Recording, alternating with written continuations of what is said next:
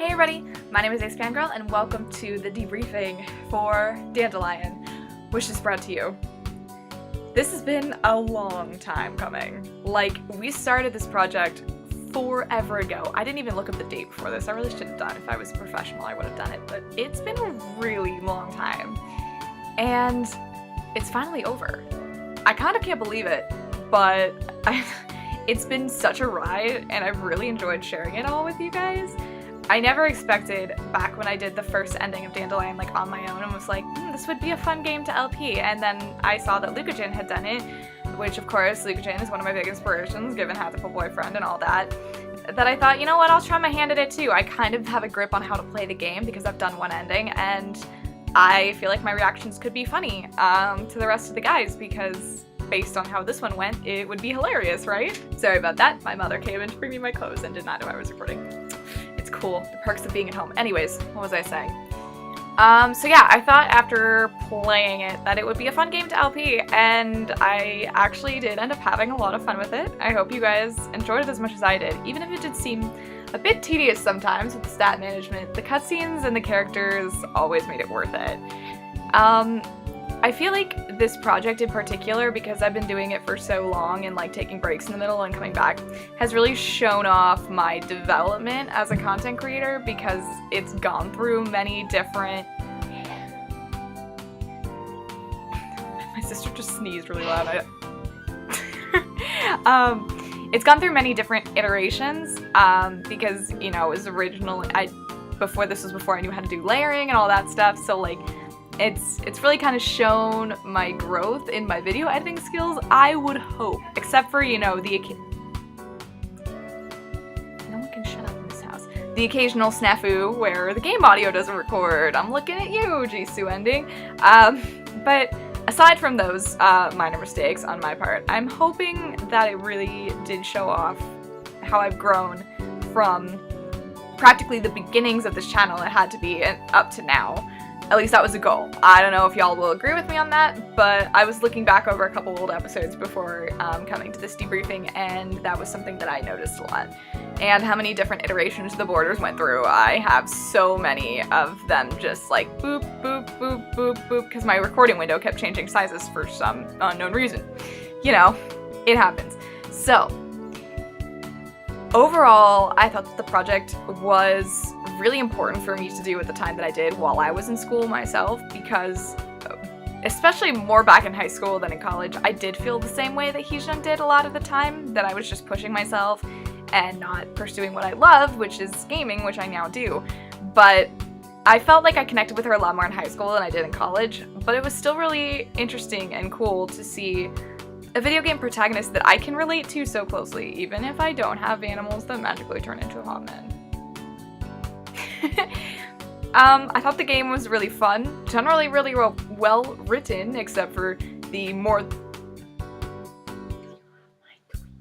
No, I don't have your tweezers. Oh my god, you are the third person that has interrupted me. Being home, am I right? I forgot to put a sign on my door so everyone comes in my room. Anyways, the writing was generally, except for the more than occasional typo, very well done. I thought pretty much all of the plot lines progressed in a way that I enjoyed. But, of course, you know what time it is. What I do for all of the dating sims. We gotta analyze the boys. So, we're gonna go from least favorite to most favorite to favorite. I don't know, I felt like I needed an adjective there. Or an adverb. That would be an adverb. Anyways, so obviously I think you all know who my least favorite is. I've made no secret of it that Jian is my least favorite. Only because I couldn't get behind his route. Like, I didn't feel comfortable with all that Heejun blamed on herself during the course of his route. And I didn't feel like his backstory or his return or anything really justified how mean he was to her just like the whole time. Which, I mean, it's just, yeah, I just couldn't get with his route. I didn't enjoy it, and that's why I wanted to do it as the first one. Because A, it was the one that I'd already seen, and B, it was the one that I knew, or at least hoped, that I would enjoy the least. So that was why I started with that route, and also because it's the easiest, and it's the one that people get first. But yeah, just can't get with him. No. Can't do it. So here's my least favorite. And then once we get past Jiyeon, all of the rest, it was, when I was doing this earlier, I was making my list, and it was pretty hard to pick, I'm not gonna lie. The rest of the guys were just all so good that this is not a who don't I like, it's if I have to pick, who would I pick? So my next least favorite is Jihae. Not because I didn't like his story, but just because I liked everyone else's more. But I thought his story was really sweet, and I don't know, I thought his story was really nice because you kind of got to see the dichotomy between Jiyeon and Jihae and really work with it, and I'm really glad that I did those two in the order that I did, because Jiyeon, I feel like, really gives you some insight into Jihae, so regardless of what order you do those two in, and then vice versa, Jihae gives you insight into Jiyeon, so I feel like vice versa, you should do those two together because they're always so closely linked. But at the same time, I feel like it was really interesting to have Jihae have his own backstory and see kind of what has made him into the man that he is when he first meets you. I mean, I did like his ending, it just wasn't quite as memorable as some of the other ones, at least for me. Like, I was happy with it, don't get me wrong, but, like, I just liked some of the other ones better. I'm sorry, baby, I loved you a lot. So next on my list, personally, is Jisoo. Not because I didn't like his ending, but because I liked the other ones better. Jisoo was definitely the most complicated of the bunch, probably, because he has such a weird backstory in that it goes into detail about his sister, and she was like the only other sprite that we've seen of anyone from his world, so that was kind of cool that it gave us insight into what people from that world look like, at least to my recollection. I'm not sure if you saw anyone in Jiyeon's route, I don't believe that you do, but I thought that his route was... Okay, wait, let me back up for a second. The thing that I think is most important to recognize about every route, except for Jiyeon because I don't know what it is that every route kind of has an underlying message that I think is really important. I had Jihae's on the tip of my tongue and now I don't remember. But Jisoo's is definitely like the pursuit of happiness, and Jiyeon's is becoming an adult, and Jiwoo's is, I don't know, like, don't be a dick. Like, so, I don't know, something like that. I'm just kidding, that's not actually it, but, you know, that was just what I would think of when I think of Jiwoo, but we'll get to that in a bit. But Jisoo probably left the most of an impression on me, possibly because I did him last, possibly because I did it so close to my graduation, and possibly because I think the lesson is really, really important. Like, not giving up and continuing to, and like always continuing to pursue your own happiness is a really important thing to grasp in life, I think. And that he takes the time to teach her that, even when he knows that he possibly might disappear in a couple days, that he can't tell you about it because contract, is really nice. And the fact that he teaches her to appreciate her own art, pursue her passions, like, that's super important, and I feel like it was really nice to see all of that emphasized in the last route, because it really kind of shows Hyojung developing as a person, I think. I think that was some of the most developed she's been as a character, as in she's like less dependent on the guys and more dependent on, you know, just living her own life. And I think that might be the case, I might feel that that is the case because she kept her memories in this route. So like she can still remember promising him that, and that is how she chose to live her life. I think that's really important.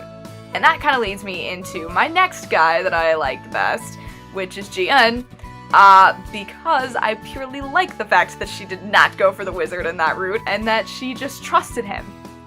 It's very great. As I said in the Jiyeon finale, I did not expect to like Jiyeon as much as I did, but I did. So much so, in fact, that my Mystic Messenger, the mobile game made by the same developer of this game, Charit's, name is Jiyeon in our AU, and he is Jisoo. We kind of did that on purpose. But yeah, I think Jiyeon had one of the best endings because she trusted him. She did not seek out the wizard, and I bet that made the wizard real pissed. And she just trusted that he would come back for her. And then he did, and we get to go meet Princess of Rabbit Kingdom. Holla. How are they gonna feel about having a human as their princess? We never established that. Do I get turned into, like, a rabbit girl? Because, like, I'm down. That sounded weird. Anyways, Jian's pathway was, I think, really sweet. And also, I feel like it was really important for me to do that one at the time that I did, because it was about growing up and making choices and all of that stuff, and I feel like that's always an important lesson to take into account, let's be real. Being an adult, super important, everyone should try it. That was stupid. Anyways, and of course, everyone knows my favorite, the stuck-up arrogant jerk, Jiwoo. I don't know, I only like those kinds of guys in games. In real life, they tick me off to no end, but there's just something about Jiwoo that I find really charming. Possibly because he's a reader, possibly because he's a perfectionist, possibly because he's really sassy. Like, all of those reasons, I do love him, and I did love his ending. Like, the fact that he wrote the whole story of their romance down and left it for her to find, and then, you know he's gonna find her again someday. Because, I mean, you saw that end slate. He's looking.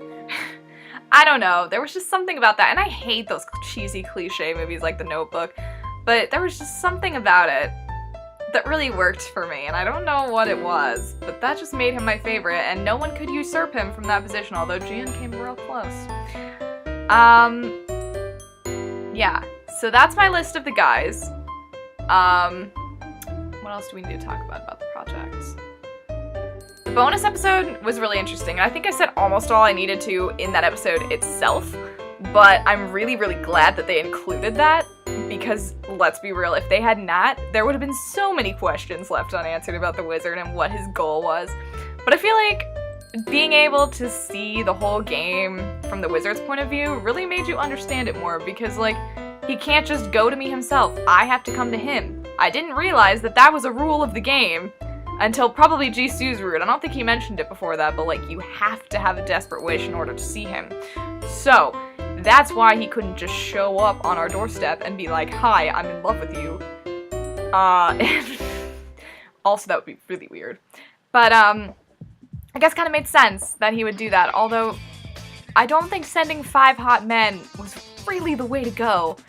I feel like if you were a wizard that could make anything happen, you could think of a better way to do it than sending hot men I was gonna fall in love with.